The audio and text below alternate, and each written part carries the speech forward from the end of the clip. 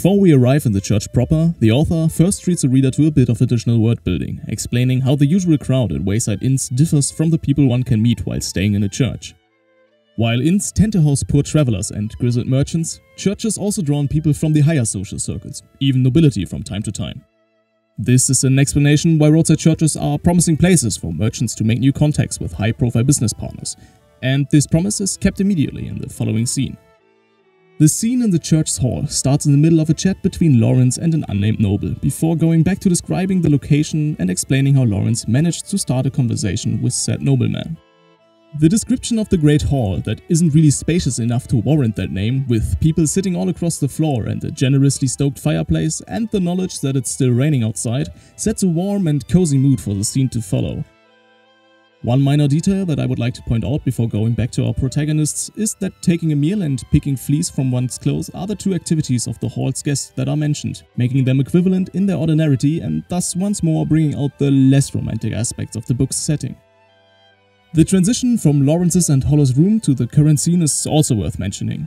To borrow terms from the filmmaking language here, we start off with an establishing shot, in which we get to know additional aspects of the church as our location.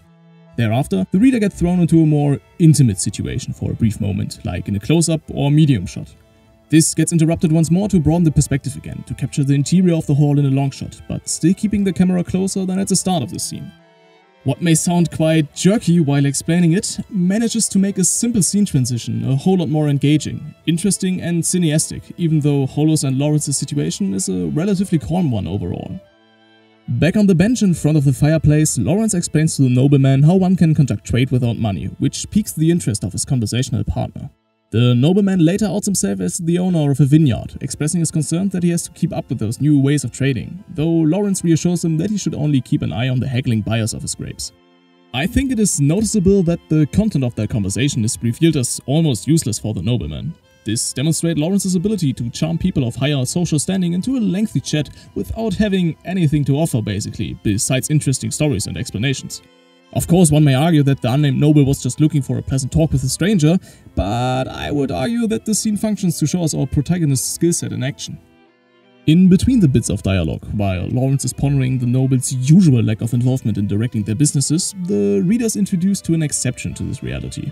Count Ehrendort, who is described as an eccentric for directly involving himself in the management of the region surrounding Pasloa, the village from Chapter 1 and Hollow's former residence. Actually, Count Ehrendort was already mentioned twice in Chapter 1. Once shortly before Lawrence arrives in Pasloa, where he is once more described as an eccentric, this time for enjoying working the fields himself, and once in conjunction with Hollow's status as a goddess being replaced by farming techniques, but we managed to miss that. Near the end of the conversation, we also get a glimpse at the usual relations between commoners like Lawrence and the nobility. As was common among the nobility, the man did not give his own name, assuming his name would already be known. It was seen as plebeian to give one's own name. Undoubtedly, if Lawrence were to visit Parenzo and ask the master of the vineyard, it would be this man. Had this been Parenzo, though, a man of Lawrence's stature would find it practically impossible to simply arrange an audience with him, reinforcing the importance of churches as a meeting place for merchants. The man rose from his chair and, along with his wife, gave a polite nod before leaving the hall. The only people who sat on chairs in the great hall were nobility, knights, and the wealthy. Most people disliked all three. As Lawrence returns to Hollow, they are approached by a young man who turns out to be a merchant as well. Zarin, as he's called, strikes up the conversation by praising Lawrence's ability to approach the nobleman, as he himself didn't manage to do the same.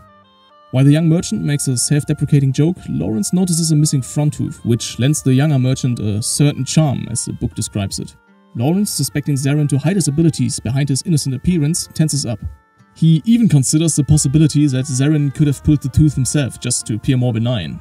This once again hints at the darker aspects of Spice Wolf's world, just like the dangers of falling into a river at night that were mentioned in the last chapter.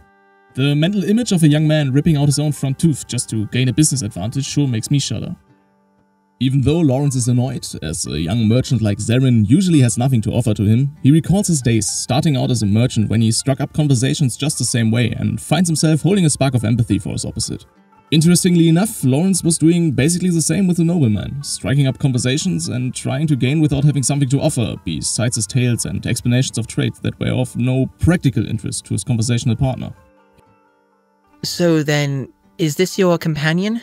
It was unclear whether Zarin broached the subject because he truly had nothing to share, or if he'd committed the common beginner's mistake of trying to gain without offering anything in return.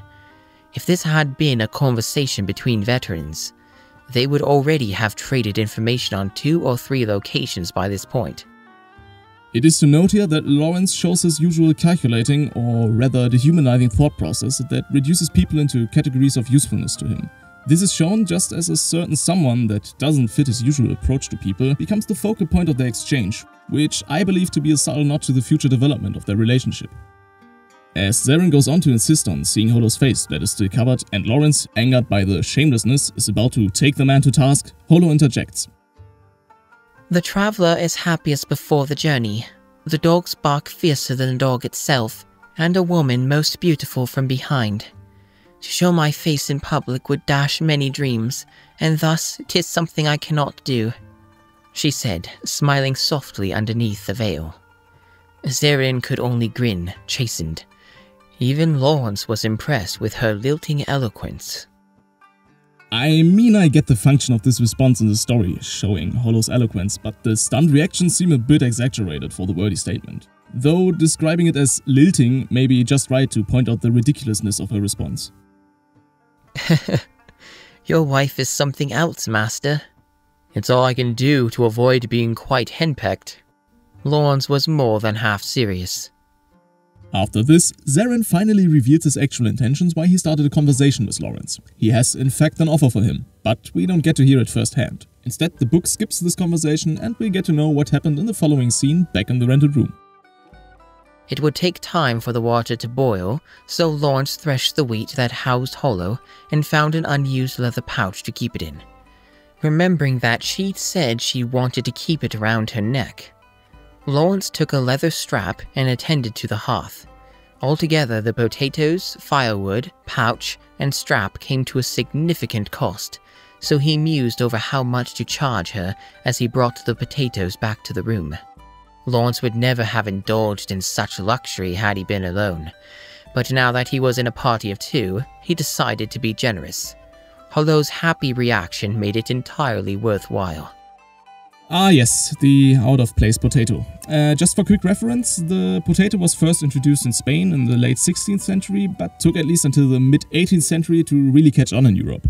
Still, I'd feel hard-pressed to call this an anachronism. After all, Spice Wolf does not set out to deliver a historically accurate depiction of medieval Europe. Still, it kinda rubs me the wrong way every time I read it, especially since the medieval potato is a pretty well-known and nonetheless common anachronism.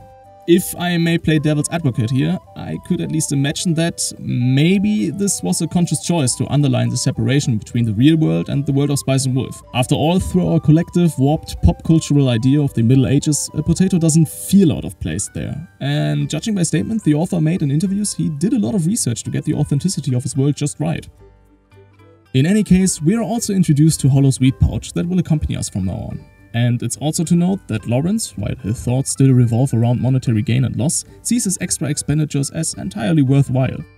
The wheat pouch is also, with the established rules of Holo's reliance on wheat in mind, a very symbolic object. While their relationship started just a day earlier with a somewhat disempowering dependence from Holo on Lawrence as he transported the wheat she could escape into, the pouch now grants freedom. So from now on, her decision to stay with him is truly voluntary.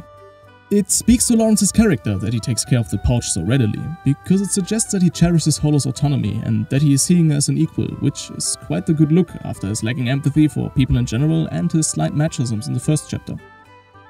As Holo starts to devour the potatoes, showing her gluttonous eating habits and complaining about the narrowness of human throats after she chokes on a bite, Lawrence brings up her earlier statement that her ears can tell if someone is lying. Just as she seems about to answer, Holo instead dodges a question by catching a flea from her tail and changing the subject to that, to which Lawrence then compliments her fur. I bet it's a lovely bed for them. Transporting fur or woven goods often involved smoking the fleas out of them, depending on the season. Lawrence spoke from experience, but Holo seemed quite shocked and thrust out her chest as she spoke proudly. Well, it's a credit to your eye for quality that you can tell as much then, she said haughtily. Lawrence decided to keep his thoughts to himself. So, is it true that you can tell truth from lies? Well, I know that what you said about my tale just now was not meant as praise. For now, we are left to speculate why she is reluctant to answer his question outright. Maybe Holo feels used when she is, well, used as a lie detector. Maybe she thinks that those matters are beneath her. She is the wise wolf of Yoitsu after all. Maybe she's just easily distracted by fleas, or maybe there are other reasons. I really like the little setup from Holo here. First avoiding Lawrence's question, bringing him to praise her tale, and then use it to show her actual skill by pointing out the subtext in Lawrence's praises, which additionally brings out her playfulness again.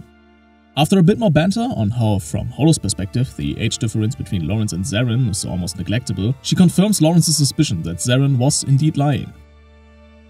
The next paragraph then probably introduces a big part of Spice and Wolf, the medieval economics.